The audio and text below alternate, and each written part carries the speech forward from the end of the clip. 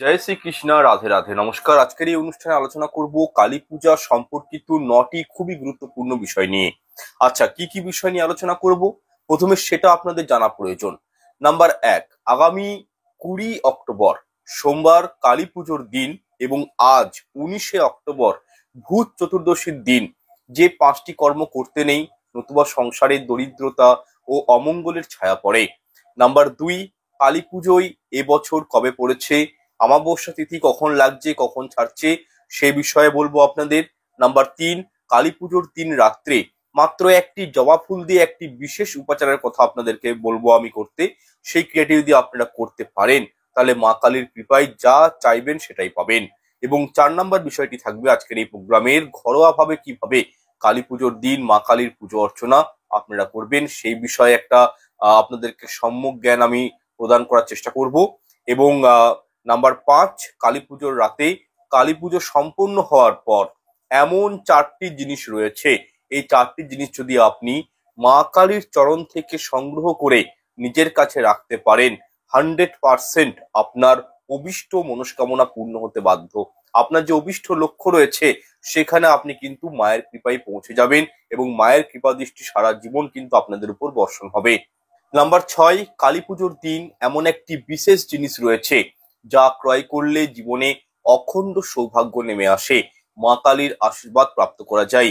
Number 7, এই দিন মা কালীকে ভক্তি ভরে অর্থাৎ কালী পুজোর দিন আগামীকাল 20 অক্টোবর কালী পুজোর দিন মাকে যদি ভক্তি ভরে একটি বিশেষ ফুল এবং একটি বিশেষ ফল নিবেদন করতে পারেন তাহলে কি হয়, সর্ব মনস্কামনা পূর্ণ হয়।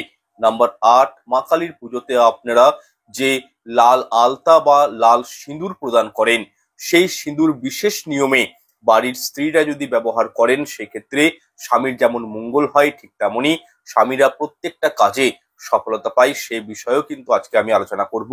এবং 9 নাম্বার যে বিষয়টি থাকবে আজকের এই প্রোগ্রামের সেটি হচ্ছে কালী পুজোর দিন যে 5টি খাবার ভুল করেও গ্রহণ করবেন না, নতুবা সংসারে চরম দরিদ্রতা রোগ জ্বালা দেখা দেয়। সুতরাং বুঝতেই পারছেন টোটাল 9টি বিষয় নিয়ে আপনাদের সঙ্গে আলোচনা করব। এই বিষয়গুলো প্রত্যেকেরই কিন্তু জানা উচিত, তাই প্রত্যেকের কাছে অনুরোধ করব অনুষ্ঠানটি সম্পূর্ণ দেখুন। কমেন্টে একটি বার হলেও জয় মা কালী ভক্তি ভরে লিখে জানাবেন, এতে আমরা অত্যন্ত রূপায়িত হব এবং সমৃদ্ধ হব। এছাড়াও চ্যানেলটি ভালো লেগে থাকলে সাবস্ক্রাইব করে 5 টাকা বেল আইকনটি অন করে রাখবেন। আসুন তাহলে এরপর আমরা প্রত্যেকেই জানার চেষ্টা করি একসঙ্গে এই প্রত্যেকটা বিষয় সম্পর্কে। দেখুন, কালী পুজোর একদিন আগে অর্থাৎ কালী পুজোর আগের দিন মানে আজ ভূত চতুর্দশী তিথি অনুষ্ঠিত হবে এবং এই ভূত চতুর্দশী তিথি পড়েছে আজ 19 অক্টোবর রবিবার।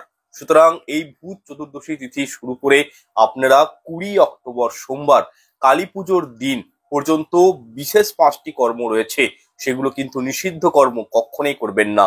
তার আগে আপনাদেরকে জানিয়ে দিচ্ছি আমি কালী পূজা বা দীপান্বিতা অমাবস্যার সময়সূচিটা। দেখুন, আগামীকাল 20 অক্টোবর সোমবার বাংলায় 2রা কার্তিক 2025 সালে কালী পুজো অনুষ্ঠিত হবে এবং যেহেতু এই অমাবস্যা সোমবার দিন অনুষ্ঠিত হবে তাই এটিকে দীপান্বিতা অমাবস্যা তথা সোমবতী অমাবস্যা নামেও চিহ্নিত করা হয়। এবং এই দীপান্বিতা অমাবস্যা শুরু হচ্ছে 20 অক্টোবর সোমবার দুপুর 2:57 থেকে, যা থাকবে পরের দিন 21 অক্টোবর মঙ্গলবার বিকেল 4:26 পর্যন্ত। সুতরাং যারা অলক্ষ্মী বিদায় করতে চান ঘর থেকে এবং কালী পুজো করতে চান তারা আগামী 20 অক্টোবর সন্ধ্যা 5:07 থেকে শুরু করে রাত্রি 6:41 মধ্যে এই পুজো কিন্তু সম্পাদন করা প্রয়োজন। আচ্ছা, প্রথমেই বলবো এই কালী পুজো ও ভূত চতুর্দশীর দিন সূর্যাস্তের পর, ঠিক আছে, আপনারা ভুল করেও আপনাদের প্রতিবেশীকে দুধ বা দুধের তৈরি কোনো জিনিস চাইলে সেটা কিন্তু দিবেন না। আমি এরপর কর্মগুলোতে আসছি যে কর্মগুলো নিষিদ্ধ। এছাড়াও সাদা রঙের কোনো দ্রব্য ভূত চতুর্দশী অর্থাৎ আজ এবং কালী পূজার দিন কাউকে কিন্তু নিবেদন করতে নেই। নিবেদন করলে কি হয়, গৃহের মধ্যে নেগেটিভ এনার্জি পরিবেষ্টিত হয়। দ্বিতীয়ত, কালী পুজো ও ভূত চতুর্দশী তিথি চলাকালীন রাত্রি যখন আপনারা ঘুমোতে যাবেন ঠিক আগে অতি অবশ্যই রান্নাঘরের সমস্ত বাসনপত্র পরিষ্কার করে রাখবেন, কারণ বাস্তুশাস্ত্র অনুযায়ী অমাবস্যায় রান্নাঘরে অপরিষ্কার বাসনপত্র থাকলে তার নেগেটিভ শক্তিকে অত্যন্ত আকর্ষণ করে। এছাড়াও বৈজ্ঞানিক দৃষ্টিভঙ্গিতে নোংরা বাসনপত্র থেকে রোগ জীবাণু নির্গত হয়। সুতরাং এই দিন অবশ্যই রান্নাঘর এবং রান্নাঘরের বাসনপত্র ইত্যাদি পরিষ্কার পরিচ্ছন্ন করে রাখবেন। এক কথায় বললে রান্নাঘরে কোনোভাবেই এঁটো কাটা জিনিসপত্র কিন্তু ফেলে রাখবেন না। আচ্ছা, এরপর তৃতীয় বিষয়টি হলো কোনো অমাবস্যাতে বিবাহিত বা অবিবাহিত মহিলাদের কখনোই চুল খোলা রেখে ঘুমানো উচিত নয়। আর আমরা প্রত্যেকেই জানি কালী পুজো ও ভূত চতুর্দশীর দিন যে অমাবস্যা সেটা কিন্তু ঘোর অমাবস্যা বলেই চিহ্নিত করা হয়। অর্থাৎ এই দিন ভুল করেও মহিলাদের ক্ষেত্রে চুল খোলা রেখে ঘুমানো উচিত নয়, কারণ এতে সংসারের ক্ষতি হয়। এর প্রভাব সরাসরি বাচ্চাদের উপর পড়ে। বিশেষ করে যারা প্রেগনেন্ট মহিলা রয়েছেন তারা এই দিন রাত্রে বাথরুমে উঠলে সঙ্গে করে কাউকে নিয়ে উঠবেন। কোনো নির্জন স্থানে এই অমাবস্যা তিথি চলাকালীন আপনারা কিন্তু যাবেন না, এবং রাত্রে যখন ঘুমাবেন তখন অবশ্যই চুল বেঁধে রেখে ঘুমাবেন এবং বালিশের তলায় একটি লোহার বস্তু রাখবেন, সাথে একটি ময়ূর পালক এবং এক টুকরো ফিটকারি রেখে দিবেন। দেখুন, নেগেটিভ শক্তি বা এনার্জি চুলের প্রতি অত্যন্ত পরিমাণে আকৃষ্ট হয় রাত্রের দিকে। এছাড়া শাস্ত্র বলছে মহিলারা যদি রাত্রে ঘুমানোর সময় চুল খোলা অবস্থায় ঘুমান তাহলে মা লক্ষ্মী কিন্তু অত্যন্ত রাগান্বিত হন, দুষ্ট হয়ে যান এবং সেই গৃহ ছেড়ে উনি কিন্তু চলে যান। সুতরাং চেষ্টা করবেন বিশেষ করে এই দুটো দিন চুল বেঁধে ঘুমানোর, অর্থাৎ আজ ভূত চতুর্দশীর দিন এবং কালী পুজোর দিন। দেখবেন এমনটি করলে মা লক্ষ্মী আপনার পরিবারের উপর সদা সর্বদাই প্রসন্ন থাকবেন এবং আপনার গৃহস্থে আর্থিক উন্নতি হবে চোখে পড়ার মতো।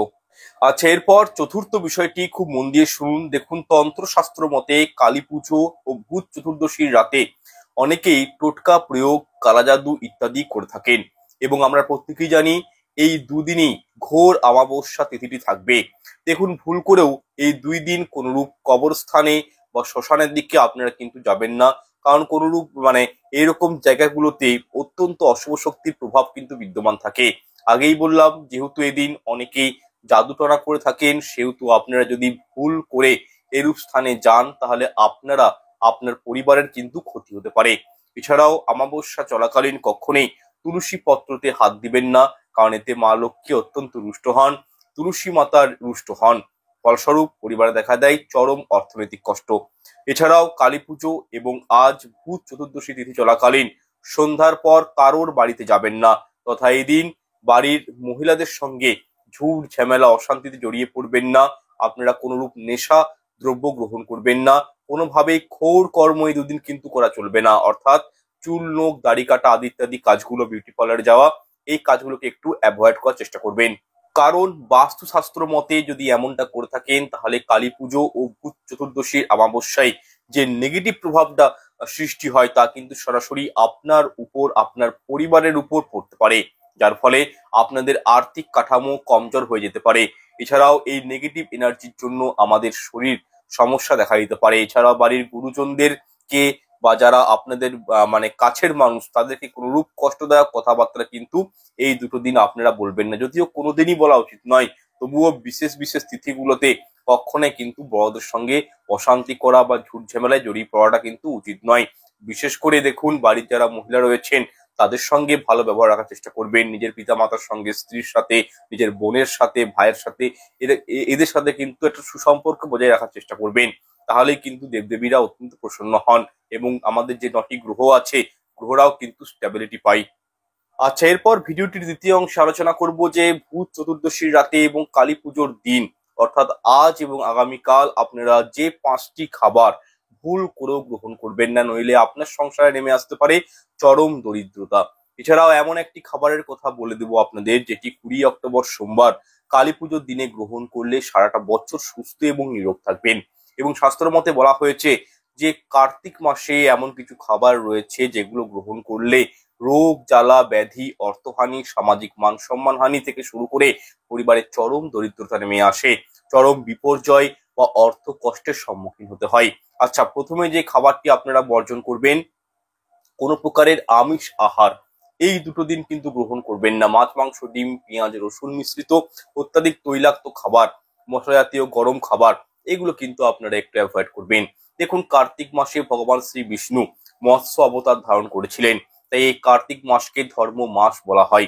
এবং এই কার্তিক মাসে মাছ খাবার হিসাবে গ্রহণ করা কিন্তু একেবারেই উচিত নয়। দেখুন, আমরা বাঙালিরা এই সমগ্র কার্তিক মাস সম্পূর্ণ নিরামিষ আহার গ্রহণ করতে না পারলেও আমি অনুরোধ করব, যেগুলো বিশেষ বিশেষ দিন রয়েছে, তিথি রয়েছে, সে দিনগুলোতে অন্তত আপনারা নিরামিষ আহার গ্রহণ করুন এবং কি গৃহে রন্ধন করুন। এছাড়াও পূর্ণিমা, অমাবস্যা, দীপাবলি, দুর্গাপূজা, ভাইফোঁটা, অক্ষয় তৃতীয়া, ধনতেরাস এরকম বিশেষ পবিত্র দিনগুলোতেও গৃহের মধ্যে আমিষ আহার গ্রহণ করা উচিত নয়। আমিষ কোনো খাবার ঘরে আনাও উচিত নয়। দেখুন, দীপান্বিতা অমাবস্যা তিথিতে মা কালী অত্যন্ত জাগ্রত অবস্থায় থাকেন এবং অশুভ শক্তিকে বিনাশ করার জন্য তথা সুখ শান্তির সৌভাগ্য প্রাপ্তি হেতু এই দীপান্বিতা অমাবস্যা পালিত হয়। সুতরাং আপনারা কোনো পরিস্থিতিতে, আমি পুনরায় রিপিটেডলি অনুরোধ করব, এই অমাবস্যা চলাকালীন আমিষ আহার পুরোপুরি বন্ধ করে দিন, গ্রহণ করবেন না। এবং কি কোনো রেস্টুরেন্টে গিয়ে, বাইরে গিয়েও আমিষ আহার কিন্তু গ্রহণ করবেন না। সম্পূর্ণ সাত্বিক আহারের উপর থাকার চেষ্টা করবেন। এরপর দ্বিতীয় খাবারটি হলো আপনারা তেতো জাতীয় খাবার। দেখুন, আজ ভূত চতুর্দশীর দিন এবং আগামীকাল দীপান্বিতা অমাবস্যা, কালী পুজোর দিন। আপনারা কিন্তু ভুল করেও যেমন উচ্ছে, করলা, নিম বা যে খাবারগুলো স্বাদে তেতো, সেই খাবার কিন্তু গ্রহণ করতে যাবেন না। দেখুন, তেতো খাবার খেলে কি হয়, পরিবারের মানুষজনদের সাথে সম্পর্কের অবনতি ঘটে। পরিবারের মধ্যে দেখবেন বৈষম্যতা লক্ষণীয় হয়, বা বলতে পারি জীবনে তিক্ততা সৃষ্টি হয়ে যায় যদি আপনারা এই পবিত্র দিনগুলিতে তেতো জাতীয় খাবার খান। সুতরাং এইরূপ খাবারগুলো একটু এই পবিত্র দিনগুলোতে অ্যাভয়েড করার চেষ্টা করবেন। এছাড়াও কার্তিক মাসে করলা, বরবটি, শিম গ্রহণ করা উচিত নয়, কারণ এগুলির মধ্যে অত্যাধিক বীজ থাকে এবং এই বীজগুলো পেকে যাওয়ার কারণে নানান রকম ব্যাকটেরিয়া তৈরি হয় এবং এগুলো গ্রহণ করলে শরীরে নানাবিধ সমস্যার সৃষ্টি হয়। বিশেষ করে হজমের প্রবলেম চলে আসে, ইনডাইজেস্ট হয়ে যায়। তো যাই হোক, আপনারা বিষয়টি মাথায় রাখবেন। তেতো খাবারগুলোকে একটু আপনারা এই কার্তিক মাসে অ্যাভয়েড করার চেষ্টা করবেন। এরপর তৃতীয় জিনিসটি হলো, আপনারা এই পবিত্র কার্তিক মাসে পারলে বেগুন বর্জন করবেন, কারণ বেগুনকে ধর্মীয়ভাবে অপবিত্র বলে মনে করা হয়েছে। সুতরাং কার্তিক মাসে এটি খাওয়া এড়িয়ে চলাই ভালো। এছাড়াও এই দীপান্বিতা অমাবস্যাতেও আপনারা কিন্তু বেগুনের তৈরি কোনো খাবার বা বেগুন ভাজা এই টাইপের খাবারগুলো কিন্তু খাবেন না। চতুর্থ খাবারটি হলো, কার্তিক মাসে দই খেতে নিষেধ করা হয়েছে, তাই আপনারা এই কার্তিক মাসে দই গ্রহণ করবেন না, বা এই অমাবস্যা তিথি চলাকালীন দই কিন্তু গ্রহণ করতে যাবেন না। এছাড়াও দেখুন, এই কার্তিক মাস থেকে এক প্রকার মরশুম চেঞ্জ হয়, অর্থাৎ গরমের দাবদাহ কমে এবং ঠান্ডার মরশুম আস্তে আস্তে পড়তে শুরু করে। একটা সিজনাল চেঞ্জেস কিন্তু চলে আসে। সুতরাং এই সময়ে মনুষ্য শরীরে তাপের তারতম্য লক্ষণীয় হয়। সেক্ষেত্রে নিজের শরীরের তাপ নিয়ন্ত্রণ রাখতে প্রত্যেক দিন সকালে বাসি পেটে অল্প করে যদি আপনারা আখের গুড় বা জ্যাগেরি গ্রহণ করতে পারেন, তাহলে শরীরের তাপমাত্রা নিয়ন্ত্রণ থাকে এবং এতে ঠান্ডা লাগার প্রবণতা অনেকখানি কমে যায়। এছাড়াও হজমের দিকেও আপনাদের জীবনে কিন্তু উন্নতিকরণ ঘটবে। সুতরাং কার্তিক মাস চলাকালীন প্রত্যেকটা দিন সকালে ঘুম থেকে উঠে বাসি পেটে অল্প করে আখের গুড় এবং জল প্রত্যেকেই গ্রহণ করুন এবং গরম দুধ পান করতে পারেন। এর ফলে সারাটা বছর দেখবেন সুস্থ এবং নিরোগ থাকবেন। যারা দীপান্বিতা অমাবস্যা পালন করবেন, পুজো অর্চনা করবেন, তারা উপবাস ভঙ্গের পর পারলে আখের গুড় অবশ্যই গ্রহণ করবেন। এর ফলে দেহের ইমিউনিটি ক্ষমতা বৃদ্ধি পাবে এবং উপবাস থাকার কারণে মনুষ্য শরীরের যে উইকনেসটা চলে আসে, সেটা কিন্তু অনেকটা কমে যায় এবং রোগ প্রতিরোধক ক্ষমতা বৃদ্ধি পায়। এছাড়াও আপনারা এই কার্তিক মাস চলাকালীন যাদের ইমিউনিটি কম রয়েছে, যাদের শরীরে অতটা ক্ষমতা নেই, তারা কিন্তু সপ্তাহে হয়তো 2 দিন বা 3 দিন ডাবের জল, কচি ডাবের জল কিন্তু পান করতে পারেন। এর ফলেও কিন্তু শরীরে দুর্বলতা কমে। দেখুন, এই কার্তিক মাস চলাকালীন সাদা লবণ গ্রহণ করতে বারণ করা হয়, তার পরিবর্তে আপনারা যদি পারেন সৈন্ধব লবণ ব্যবহার করতে পারেন। এছাড়া অমাবস্যা তিথি আপনারা নিরামিষ যেসব আহার গ্রহণ করবেন বা খাদ্য তৈরি করবেন, তার মধ্যেও কিন্তু সাদা লবণ ব্যবহার করবেন না। এক্ষেত্রে সৈন্ধব লবণ ব্যবহার করবেন, কারণ সৈন্ধব লবণ সব থেকে পবিত্র লবণ এবং যে কোনো মাঙ্গলিক কর্মে, ধর্মীয় অনুষ্ঠানে সৈন্ধব লবণের কিন্তু ব্যবহার করা হয়। এছাড়াও আয়ুর্বেদিক শাস্ত্র বলছে সৈন্ধব লবণ দিয়ে খাবার গ্রহণ করলে হাই ব্লাড প্রেসার থেকে মুক্তি পাওয়া যায় এবং ইমিউনিটি বৃদ্ধি পায়। দেখুন, এই সময়ে সাধারণ লবণ বর্জন করবেন এবং সৈন্ধব লবণের ব্যবহার একটু বেশি পরিমাণে করার চেষ্টা করবেন। এর ফলে শরীর স্বাস্থ্য আপনাদেরই কিন্তু ভালো থাকবে। আচ্ছা, এরপর যে খাবারটি আপনাদেরকে আমি খেতে নিষেধ করব সেটি হচ্ছে পোড়া জাতীয় খাবার, যেমন টমেটো পোড়া, বেগুন পোড়া বা রুটি। দেখুন, কালী পুজোর দিনে অর্থাৎ আমাবস্যা লেগে যাওয়ার পর বা যে কোনো পূর্ণিমা তিথিতে আপনারা ভুলেও কিন্তু রুটি খাবেন না, কারণ রুটি কিন্তু একটা পোড়া জাতীয় খাবার। দেখুন, শাস্ত্র বলছে পবিত্র দিনে, শুভ দিনে, পুজোর দিনে পোড়া জাতীয় খাবার খেলে কি হয়, জীবনে দুর্ভাগ্য নেমে আসে, অর্থনৈতিক সমস্যা থেকে শুরু করে শারীরিক সমস্যা পর্যন্ত দেখা দেয়। দেখুন, রুটি পোড়া জাতীয় খাবারের মধ্যে চলে আসে, তাই কোনো ব্রত বা উপবাস বা একাদশীর দিনও রুটি কিন্তু গ্রহণ করা উচিত নয়, বা কোনো সবজি পুড়িয়ে তা মশলা বা কোনো হয়তো সবজি বা মশলা পুড়ে গেছে সেই খাবারও কিন্তু গ্রহণ করা উচিত নয়। সুতরাং যে কোনো মাঙ্গলিক কর্মে মানে এবং কি মাঙ্গলিক কাজে আপনারা শুভ পুজো বা পুজোর দিনে আপনাদের চেষ্টা করবেন পুরা জিনিসটাকে অ্যাভয়েড করবেন এবং সাত্বিক আহারের উপর থাকার চেষ্টা করবেন। এছাড়াও কালী পুজোয় সম্পূর্ণ করার পর আপনারা কিন্তু লুচি, পরোটা, খিচুড়ি, অন্নভোগ গ্রহণ করতে পারেন, তাতে কোনো সমস্যা নেই। তবে পোড়া জাতীয় কোনো খাবার কিন্তু কালী পূজার রাত্রে কখনোই গ্রহণ করবেন না। এবং সর্বশেষ বিষয়টি হলো, আপনারা এই পবিত্র দিনে নেশা জাতীয় দ্রব্য গ্রহণ করবেন না, যেমন মদ্যপান, বিড়ি, সিগারেট, পান, গুটখা, এরূপ জাতীয় যেগুলো নেশা ভাঙ করা হয়, নেশার জিনিস হয়, সেগুলো থেকে একটু, আমি বিশেষ করে পুরুষ মানুষদের জন্য এটা বলবো, আপনারা কিন্তু এই দুটো দিন একটু নিজেদেরকে কন্ট্রোলে রাখার চেষ্টা করবেন। আচ্ছা, এরপর ভিডিওটির আমি চতুর্থ অংশে আলোচনা করব যে কোন ফুল ও ফল ছাড়া মা কালীর পুজো অসম্পূর্ণ থেকে যায়। ঠিক আছে, মানে সম্পূর্ণ সেটা হয় না। এবং হিন্দু শাস্ত্র মতে এমন কিছু বিশেষ ফুল এবং ফল রয়েছে যেগুলো দিয়ে নির্দিষ্ট দেবদেবীর উদ্দেশ্যে যদি এই ফুল এবং ফল অর্পণ করা হয়, তাহলে সেই ভক্তের সকল মনস্কামনা পূর্ণ হয়ে থাকে। ঠিক তেমনই জীবনে সৌভাগ্য ফিরে আসে। প্রথমেই জানাবো, মা কালীর প্রিয় ফুল আপনারা নিশ্চয়ই জানেন যে মা দুর্গার অত্যন্ত প্রিয় রং হচ্ছে লাল, অর্থাৎ শক্তির প্রতীক হচ্ছে এই লাল রং। সুতরাং মা কালীর পুজো কখনোই জবা ফুল ছাড়া সম্পূর্ণ কিন্তু হয় না, কারণ মায়ের অত্যন্ত পছন্দের প্রিয় ফুল হলো রক্ত জবা, অর্থাৎ লাল রঙের জবা ফুল। এমনটা বিশ্বাস করা হয় যে মা হচ্ছে শক্তি রূপিণী দেবী। লাল রং জীবনে চলার পথে আমাদেরকে কি প্রেরণ করে, শক্তি যোগায়, আমাদের মনে সাহসের সঞ্চার করে। এছাড়াও এই লাল রং শক্তির প্রতীক, তথাই শুভ শক্তি মানুষের জীবনের যাবতীয় অন্ধকারকে দূরে করে দেয়। মনের বা জীবনের সমস্ত ক্লান্তি দূর করতে অবশ্যই আপনারা কালী পুজোর রাতে মাকে লাল জবা ফুল অর্পণ করুন। ঠিক আছে, এতে কিন্তু আপনাদের জীবনে মায়ের কৃপা দৃষ্টি বর্ষিত হবে। এবং যেহেতু মায়ের সবচেয়ে পছন্দের রং হলো লাল, সেহেতু আপনারা এই দিন মায়ের ভোগ হিসাবে আপেল, বেদানা ফলটি অতি অবশ্যই নিবেদন করবেন। এমনটা বিশ্বাস করা হয় যে আপনি যদি আপেল এবং একসঙ্গে বেদানা আপনি যদি সহযোগে মাকে নিবেদন করতে পারেন, গোটা ফল, 3 রকমের গোটা ফল, ঠিক আছে, তার মধ্যে কিন্তু আপেল, বেদানা অবশ্যই রাখবেন। এটি নিবেদন করতে পারলে কি হয়, মা কালীর আশীর্বাদ সুনিশ্চিত ভাবে আপনাদের জীবনে পড়ে এবং মনস্কামনা কিন্তু পূর্ণ হয়, তথা আপনারা আপনাদের অভিষ্ট লক্ষ্যে অবশ্যই পৌঁছাতে পারবেন মায়ের আশীর্বাদে। সুতরাং মাকে যখন নৈবেদ্য প্রদান করবেন, তার মধ্যে আপেল, বেদানা অবশ্যই রাখবেন এবং সিজনাল যে ফলগুলো আসে সেগুলো কিন্তু মরশুমের ফল একটি কিন্তু অবশ্যই রাখবেন। এরপর আরো একটি বিষয় আপনাদেরকে জানাবো, আপনারা যদি কালী পুজোর দিন মাকে আলতা এবং সিঁদুর অর্পণ করতে পারেন নিজের গৃহে ক্রয় করে এনে, এবং পুজো হয়ে যাওয়ার পর সেই সিঁদুরের কৌটো এবং আলতা আপনারা এদিন সংগ্রহ করে রাখবেন। তবে যে আলতা মাকে অর্পণ করেছেন সেই আলতা কিন্তু কখনোই নিজেরা ব্যবহার করবেন না। আপনারা যে সিঁদুর মাকে অর্পণ করেছেন সেই সিঁদুর আপনারা ব্যবহার করবেন যখন আপনার স্বামী বা আপনারা নিজেরা কোথাও একটা শুভ কাজে যাবেন। সেই কাজে যাওয়ার আগে আপনারা কিন্তু ওই সিঁদুর অল্প করে ধারণ করে যাবেন। এটি আমি মহিলাদের ক্ষেত্রে বলছি। দেখবেন আপনারা আপনাদের কাছে মানে যে কাজে যাচ্ছেন অবশ্যই তাতে সফলতা লাভ করতে পেরেছেন।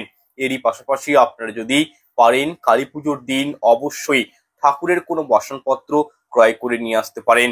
সুনিশ্চিত ভাবে বলতে পারি এর ফলে কিন্তু আপনাদের গৃহে শুভ শক্তির আগমন ঘটবে এবং অশুভ শক্তির বিদায় হবে এবং সুনিশ্চিত ভাবে জীবনে আপনাদের কিন্তু অভাবনীয় সফলতা আসতে বাধ্য।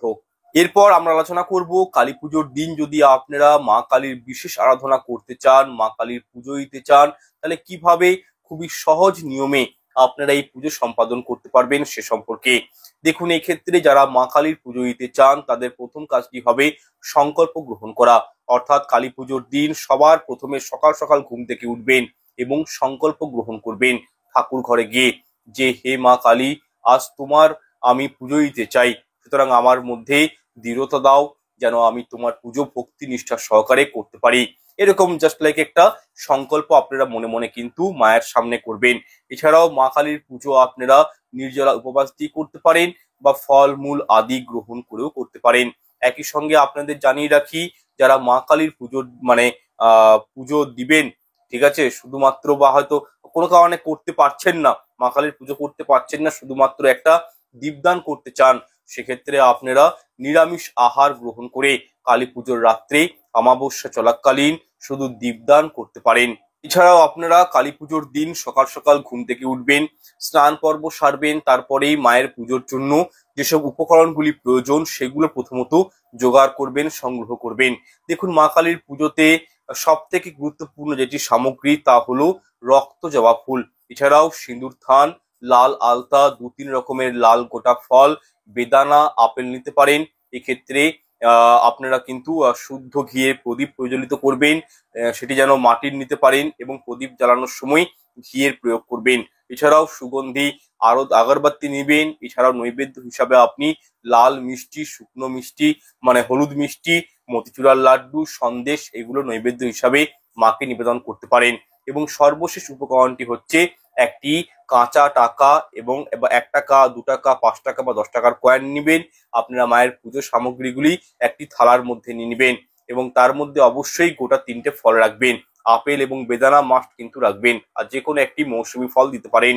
আচ্ছা, যে যে উপকরণগুলো বললাম সেগুলো আপনারা সংগ্রহ করবেন এবং সামনাসামনি যে কোনো কালী মন্দিরে আপনারা যাবেন, বা যদি কালী মন্দির না থাকে সেক্ষেত্রে নিজের ঘরে বসেও আপনারা কিন্তু এই ক্রিয়াটি করতে মানে এইভাবে পুজো করতে পারেন।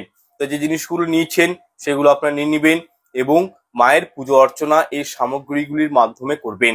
এক্ষেত্রে দেখুন, ঘরে প্রতিষ্ঠিত চিত্রপট বা বিগ্রহ থাকা আবশ্যক।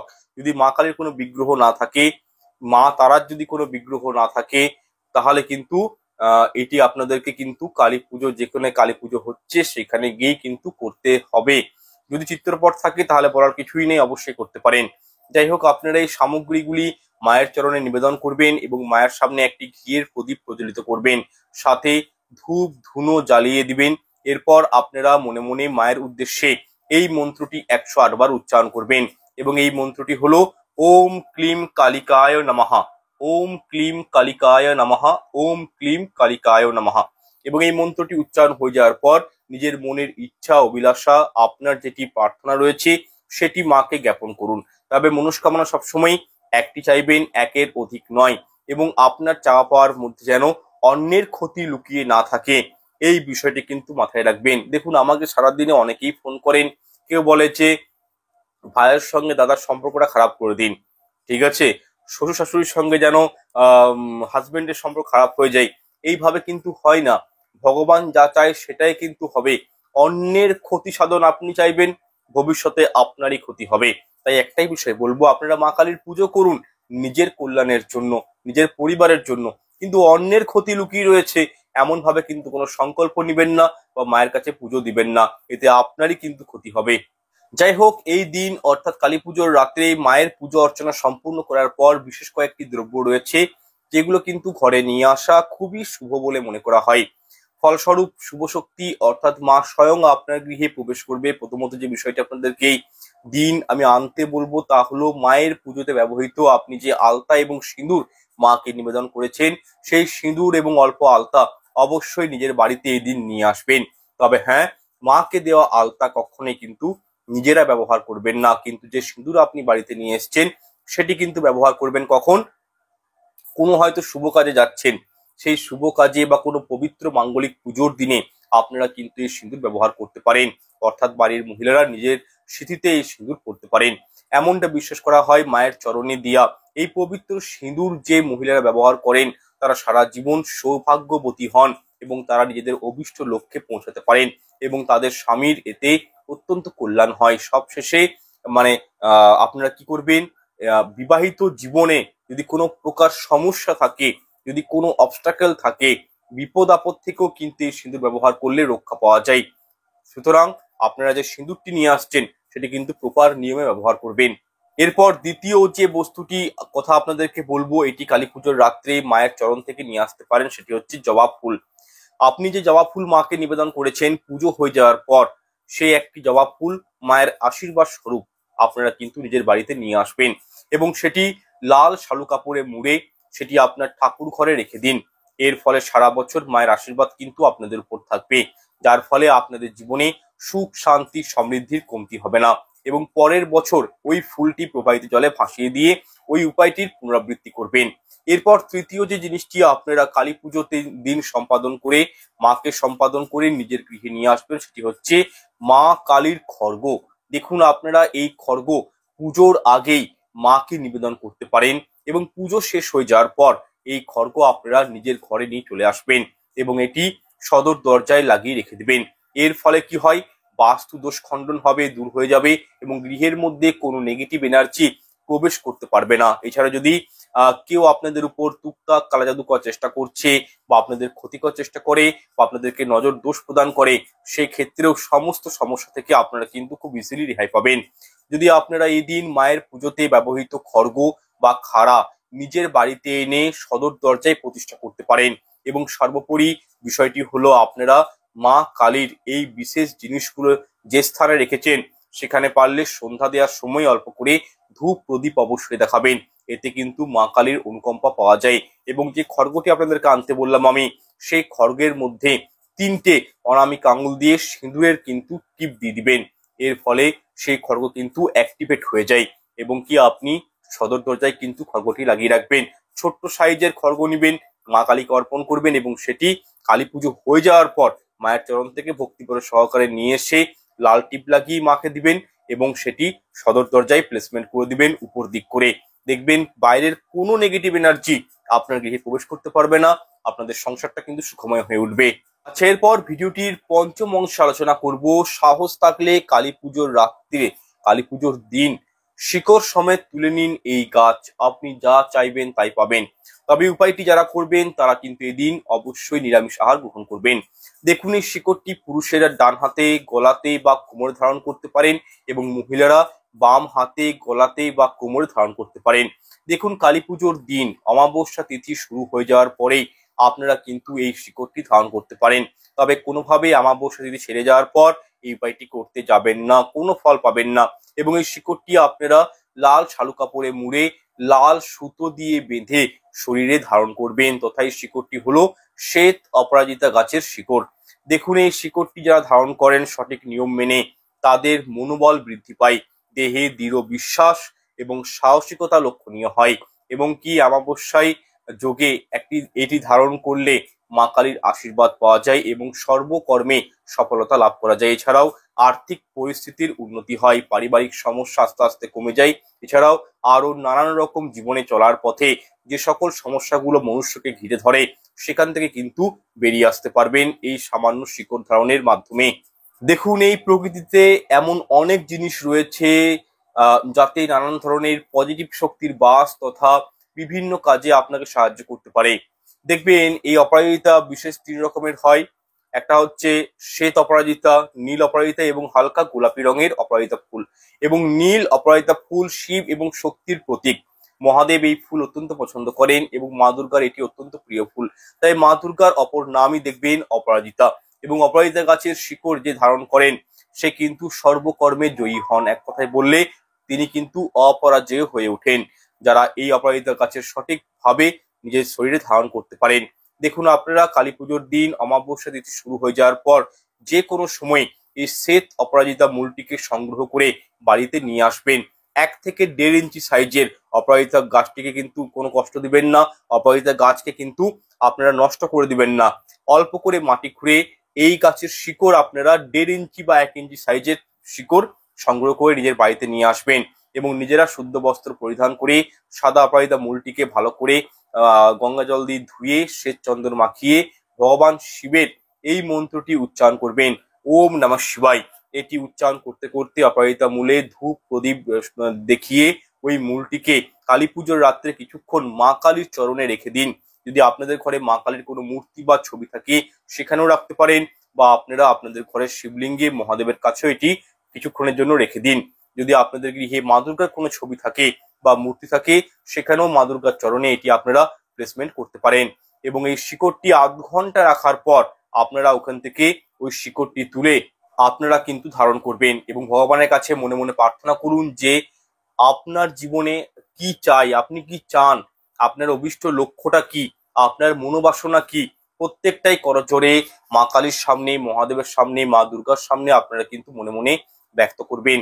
এরপর লাল কাপড় বা লাল সুতোতে শিকড়টিকে ভালো করে মুড়ে লাল সুতো দিয়ে বেঁধে মহিলারা নিজের বাম হাতের মানে কবজিতে, বাহুতে পড়তে পারেন, কোমর বা গলায় সুতো দিয়ে বেঁধে কিন্তু আপনারা ধারণ করতে পারেন।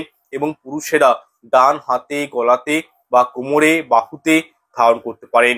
যদি মাদুলির ভিতরে ধারণ করতে চান সেক্ষেত্রে কিন্তু লাল কাপড়ে বেঁধে আপনাদের ধারণ করতে হবে। আপনারা মনে বিশ্বাস রেখে শুধু এতটুকু কাজ করে দেখুন, কালী পুজোর রাতে কিছু দিনের মধ্যে দেখবেন জীবনে উন্নতি আসবে, পারিবারিক আর্থিক সমস্যাটা মিটবে, ছোট বড় সবার কাছ থেকে সম্মান ও ভালোবাসা পাবেন এবং যে কোনো কাজে খুব সহজেই সফলতা অর্জন করতে পারবেন। দেখুন, জ্যোতিষশাস্ত্র মতে এই অপরাজিতা গাছের মূল ও শিকড় খুবই গুরুত্বপূর্ণ। আপনি যদি এই গাছের মূল বা শিকড় ধারণ করেন তাহলে সেক্ষেত্রে আপনার শত্রুরা অবশ্যই শত্রুদের বিনাশ ঘটবে না। আপনাদের দেখবেন শারীরিক না মানসিক এই প্রবলেমগুলো কিন্তু আপনাদের থাকবে না। কোনো ব্যক্তি চেয়েও আপনার কোনো ক্ষতি করতে পর্যন্ত পারবে না। এবার প্রশ্ন হলো যে এই গাছটি পাবেন কোথায়? দেখুন, এই অপরাজিতা গাছটি মোটেও কিন্তু বিরল নয়। আমাদের পশ্চিমবঙ্গে প্রায় প্রত্যেকটি জায়গাতেই একটু ভালো করে খুঁজলেই এই গাছটি কিন্তু আপনারা ইজিলি পেয়ে যাবেন। কারোর বাগানে পেয়ে যেতে পারেন। যদি কোথাও যদি না পান সেক্ষেত্রে নার্সারি থেকেও এটি আপনারা সংগ্রহ করতে পারেন। কিন্তু আপনার চারপাশে চোখ বুলালে দেখবেন শ্বেত অপরাজিতা গাছ প্রত্যেকটি জায়গাতেই রয়েছে। খুবই এই গাছটি ইজিলি পাওয়া যায়। কিন্তু পুনরায় বলছি, ওই গাছের শিকড় যখন আপনারা তুলবেন, পূর্ব দিকে মুখ করে তুলবেন, এক নিঃশ্বাসে শিকড়টি তুলবেন এবং কি মাটি খুঁড়ে অল্প করে 1.5 ইঞ্চি সাইজে শিকড় তুলবেন। কোনোভাবে গোটা সমগ্র গাছটিকে উপড়ে ফেলবেন না। গাছের ক্ষতি হয়ে গেলে কিন্তু ক্রিয়াটির কোনো দাম নেই, কোনো কাজে লাগবে না। গাছের যেন ক্ষতি না হয়, শুধু শিকড়টি আপনাদেরকে একটু অল্প করে মাটি খুঁড়ে শিকড়টিকে তুলে নিয়ে চলে আসতে হবে, মানে কেটে নিয়ে চলে আসবেন। সুতরাং এই উপায়টি আপনারা করে দেখুন, চমৎকার রেজাল্ট পাবেন। যাই হোক, 9টা বিষয়, কালী পূজা এবং ভূত চতুর্দশী সম্পর্কিত 9টি বিষয় কিন্তু আপনাদেরকে আমি জানালাম। ভিডিওটি আই থিঙ্ক একটু বড় হয়ে গেছে, লেন্দি হয়ে গেছে। আপনারা একটু মন দিয়ে ভিডিওটি দেখবেন, আশা করছি অনেক কিছু নতুন বিষয় জানতে পারবেন। যাই হোক, দেখা হচ্ছে পরের অনুষ্ঠানে। ঈশ্বর আপনাদের মঙ্গল করুক। নমস্কার, ধন্যবাদ।